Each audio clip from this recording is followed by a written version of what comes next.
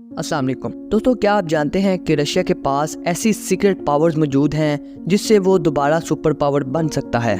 America के बाद दुनिया की सबसे बड़ी मिलिट्री पावर रखने वाले रशिया को वो कौन सी चीज़ है जो इसे सुपर पावर बनने से रोक रही है। दोस्तों, आने वाले वक्त में वो सुपर पावर का टाइटल जो अमेरिका के पास है वो रशिया को मिलने वाला है। मगर दोस्तों, सवाल ये है कि आखिर कैसे, वो कौन सी चेंजेस होने वाली हैं जो कि रशिया को एक बार फिर से सुपर पावर बना देंगी। दोस्तों, आज की इस वीडियो में हम इसी के बारे में बात करेंगे। दोस्तों, ये तो हम सब जानते हैं कि रशिया एरिया के लिहाज से दुनिया का सबसे बड़ा कंट्री है। 1,70,00,000 स्क्वायर किलोमीटर पर फैला हुआ रशिया इतना बड़ा है कि इसके अंदर 115 बांग्लादेश, 5 इंडिया या फिर 21 पाकिस्तानी जैसे कंट्रीज फिट आ सकते हैं। दोस्तों, रशिया एरिया वाइज तो बड़ा है ही, लेकिन रशिया की ज़मीन के नीचे दुनिया के सबसे ज़्यादा ऑयल और गैस रिजर्व्स भी मौजूद हैं। अगर नेचुरल गैस की बात करें तो रशिया का पहला नंबर है, जबकि ऑयल रिजर्व में रशिया 8वें नंबर पर आता है। एक रिपोर्ट के मुताबिक यूरोप की 45% गैस रशिया से ही जाती है। यानी अगर आज रशिया ये फैसला कर ले कि उसने यूरोप को गैस सप्लाई नहीं करनी, तो इससे यूरोप की इकोनॉमी पर बहुत बुरा असर पड़ सकता है। इसके साथ साथ दोस्तों, रशिया गंदम यानी वीट का सबसे बड़ा एक्सपोर्टर है।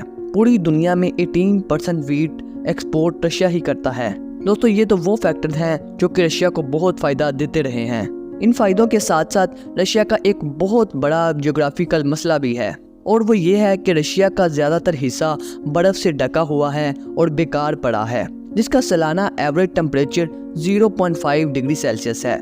दुनिया का सबसे ठंडा इलाका भी रशिया के इसी हिस्से में आता है, जिसे हम ओएमायाकोन के नाम से जानते हैं। यहाँ सर्दियों में टेम्परेचर -71 डिग्री सेल्सियस तक पहुँच जाता है। क्योंकि रशिया का ज़्यादातर हिस्सा बहुत ठंडा है, इसी वजह से इसकी पॉपुलेशन का 75% हिस्सा सिर्फ रशिया के इस 20% हिस्से में रहता है। ना सिर्फ रशिया का एरिया बल्कि रशिया की कोस्ट लाइन भी अमेरिका से बड़ी है। रशिया की कोस्ट लाइन 37,650 किलोमीटर पर फैली हुई है, लेकिन यहाँ भी रशिया कई अहम मसलों का शिकार है। असल में दोस्तों, ये आर्कटिक ओशन है जो कि पूरा साल बर्फ से ढका होता है। यानी कि इतना ज़्यादा समुंदर के साथ अटैच होने के बावजूद भी ये रशिया के किसी काम का नहीं है। दोस्तों, आप तो जानते हैं कि जिस कंट्री के पास ज़्यादा समुंदर होगा उसकी बाकी कंट्रीज़ के साथ ट्रेड भी ज़्यादा होगी, और अगर ट्रेड ज़्यादा होगी तो इसका मतलब है वो कंट्री ज़्यादा पावरफुल होगा। अब बर्फ़ की वजह से यहाँ कार्गो शिप्स का चलना बहुत ही मुश्किल और ख़तरनाक होता है, और इसी वजह से रशिया इन रस्तों से बाकी कंट्रीज़ के साथ बहुत कम ट्रेड कर पाता है। कुल मिलाकर अगर बात करें तो दोस्तों, रशिया को ट्रेड करने के लिए सही मौसम का इंतज़ार करना पड़ता है। इन सब प्रॉब्लम्स के बावजूद जीडीपी के लिहाज से रशिया 11वें नंबर पर खड़ा है। जीडीपी का मतलब है ग्रॉस डोमेस्टिक प्रोडक्ट। जीडीपी से आप अंदाज़ा लगा सकते हैं कि कोई भी कंट्री कितना सक्सेसफुल है। दोस्तों, अगर जीडीपी के अलावा मिलिट्री की बात करें तो कोई शक नहीं कि अमेरिका की मिलिट्री रशिया से ज़्यादा है। लेकिन दोस्तों, रशिया के पास दुनिया के सबसे ज़्यादा न्यूक्लियर वार हेड्स मौजूद हैं, अमेरिका से भी ज़्यादा। दोस्तों, मिलिट्री में भी अगर रशिया नंबर 1 पर नहीं है तो वो भी सिर्फ और सिर्फ अपने सर्द मौसम की वजह से।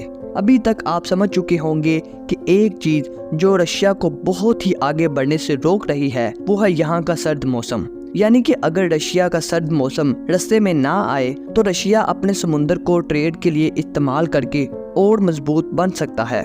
दोस्तों, दुनिया की सबसे बड़ी ज़रूरत है वीट। आप जानते हैं कि रशिया वीट का सबसे बड़ा एक्सपोर्टर है, और वो भी सिर्फ अपने 20% हिस्से पर वीट ग्रो करके।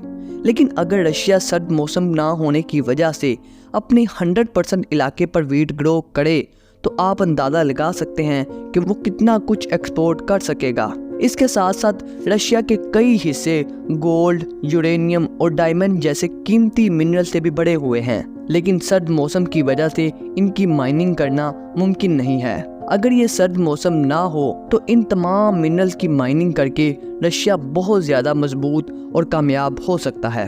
अब आप सोच रहे होंगे कि आखिर इस मसले का हल क्या है। हल तो दोस्तों इसका एक ही है, और वो है ग्लोबल वार्मिंग।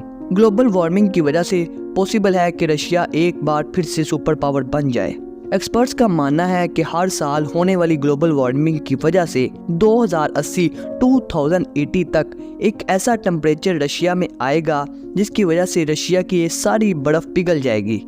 एक एनालिसिस के मुताबिक 1979 में रशिया के नॉर्थ में मौजूद आर्कटिक ओशन में बर्फ इतनी ज़्यादा थी, लेकिन ग्लोबल वार्मिंग होने की वजह से ये बर्फ पिघलती गई और 2019 तक अब सिर्फ इतनी रह गई है। और अगर ये सब ऐसा ही चलता रहा तो 2035 तक आर्कटिक ओशन में बिल्कुल भी बर्फ नहीं रहेगी, जिसका सबसे ज्यादा फायदा रशिया को होने वाला है। बर्फ के पिघलने की वजह से सुपर पावर अमेरिका को बहुत बड़ा नुकसान, जबकि रशिया को एक और फायदा होने वाला है। वो इस तरह के दोस्तों, बर्फ के पिघलने की वजह से ओशंस के पानी में रोज बरोज इजाफा होता जा रहा है। यानी जब ओशन का पानी बढ़ेगा तो सबसे पहले वो साहिल पर मौजूद सिटीज को निगल जाएगा। और आप तो जानते हैं कि अमेरिका के मेजर सिटीज समुंदर के साहिल पर ही मौजूद हैं और आने वाले वक्त में इनको बहुत ज्यादा नुकसान पहुंचने वाला है। जबकि दोस्तों रशिया की सिर्फ 3 सिटीज साहिल पर मौजूद हैं, जबकि बाकी मेजर सिटीज ऑलमोस्ट समुंदर से 600 किलोमीटर दूर हैं। इस चीज का भी रशिया को आने वाले वक्त में फायदा होने वाला है।